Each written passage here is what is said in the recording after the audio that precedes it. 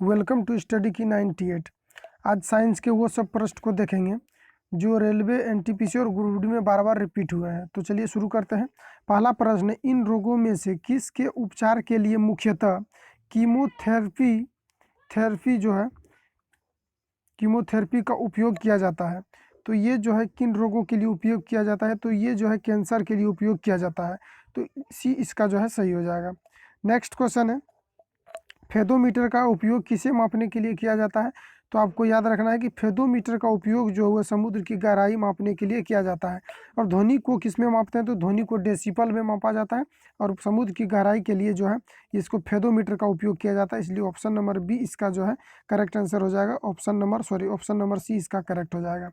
Next question है, केचुए किसानों की दोस्त है क्योंकि वो क्या करते हैं, तो केचुए क्या करते हैं कि मिट्टी को पॉलिश करता है, यानी मिट्टी को जो है उभार देता है। इस तरह से जो उभार देता है जिसके कारण ऑक्सीजन की मात्रा पौधों के जड़ों तक आसानी से पहुंच पाती है और जो है पौधे में वृद्धि हो पाता है। तो ये क्या करता है, मिट्टी की उपजाऊ को बढ़ा देता है। तो ऑप्शन नंबर सी इस प्रश्न का जो है करेक्ट आंसर हो जाएगा।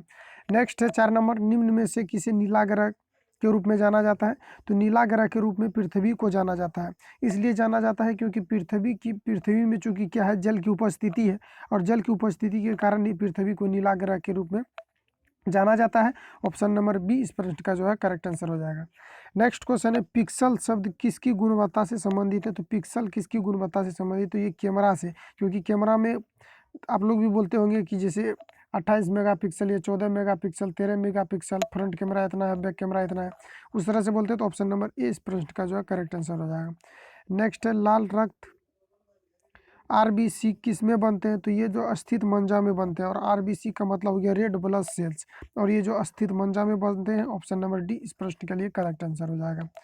नेक्स्ट है, निमोनिया में कौन सा अंग प्रभावित होता है। तो निमोनिया में फेफड़े प्रभावित होते हैं। ऑप्शन नंबर ए इसका जो है करेक्ट आंसर हो जाएगा। नेक्स्ट है, जबड़ों का जाम होना किस बीमारी का लक्षण है। तो जबड़ों का जाम होना ये टिटेनस का मुख्य लक्षण है। ऑप्शन नंबर ए इस प्रश्न का जो है करेक्ट आंसर हो जाएगा।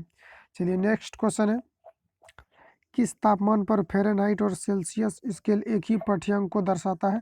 तो ये -40 डिग्री सेंटीग्रेड ताप पर जो है ये सेल्सियस और फ़ारेनहाइट ये दोनों जो है समान हो जाता है -40 डिग्री सेंटीग्रेड ताप पर। तो ऑप्शन नंबर बी इसका जो है ये करेक्ट आंसर हो जाएगा। नेक्स्ट है, लक्स इकाई क्या है, यानी ये उल्टा क्वेश्चन पूछ दिया गया है। ये प्रदीप्त जो होता है ना, इसका इकाई होता है लक्स, और एक होता है प्रदीप्त पुंज। प्रदीप्त पुंज की अगर हम बात करें, प्रदीप्त पुंज की एक एसआई यूनिट क्या होता है, तो उसका होता है ल्यूमेन। उसका होता है ल्यूमेन। और अगर हम इसकी बात करें प्रदीप्त की, तो इसका होता है lux meter. Option number A इसका जो है बी जो है इसका करेक्ट आंसर हो जाएगा। नेक्स्ट है 11 नंबर, किस वैज्ञानिक ने इलेक्ट्रॉन की खोज की है। तो किस वैज्ञानिक ने इलेक्ट्रॉन की खोज की है, तो इलेक्ट्रॉन की खोज जो किया है उसको जे टॉमसन के द्वारा किया गया है, इलेक्ट्रॉन की खोज। अच्छा, गोल्डस्टीन ने किसका खोज किया था, तो प्रोटॉन का किया था। तो और ये जो कुलम्ब जो है, इन्होंने एक नियम दिया था, भौतिक के क्षेत्र में इन्होंने नियम दिया था। लेकिन यहाँ पर पूछा जा रहा है आपसे कि किस वैज्ञानिक ने इलेक्ट्रॉन की खोज की थी, तो जे टॉमसन ने इलेक्ट्रॉन की खोज की थी। इसलिए ऑप्शन नंबर इसका जो है सी करेक्ट आंसर हो जाएगा।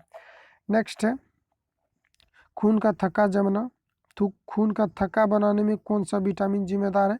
तो इसके लिए विटामिन जो है ये सी जो है जिम्मेदार है। और ये क्या करता है कि जिससे नस कट जाता है, तो ये क्या करता है, वहाँ विटामिन बी के क्या करता है कि वहाँ पर एक जालीनुमा आकृति बना देती है, जिसके कारण रक्त थक्का जम जाता है। तो ऑप्शन नंबर सी इसका करेक्ट हो जाएगा। और विटामिन ए की कमी से विटामिन जो है ए की कमी से रतौंधी होती है, और विटामिन बी के कारण से बेरी रोग होता है।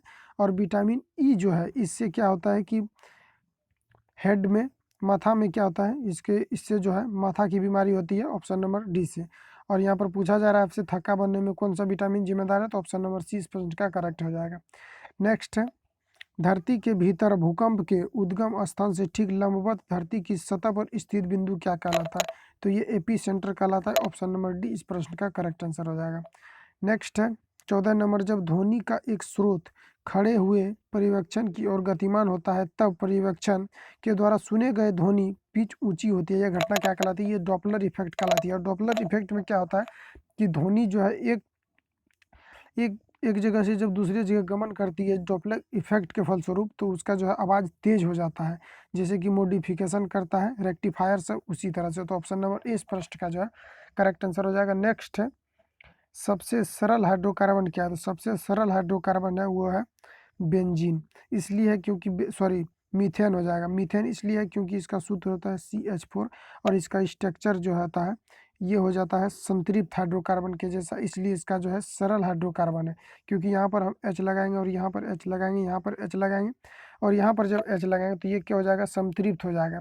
और उस तरह से अगर हम इस सब को देखें तो ये सब जो है संतृप्त नहीं है, इसलिए ये सब जो है सरल नहीं है। सरल ऑप्शन नंबर ये हो जाएगा। और मीथेन को आपको याद रखना है कि मीथेन को मार्स गैस के रूप में भी जाना जाता है। मार्स गैस के रूप में भी मीथेन को जाना जाता है। तो ऑप्शन नंबर इसका कौन सा सही हो जाएगा? ऑप्शन नंबर इसका जो है बी करेक्ट आंसर हो जाएगा, ऑप्शन नंबर बी। बस यहीं तक था, मिलते हैं नेक्स्ट वीडियो के साथ। Thank you for watching, best of luck.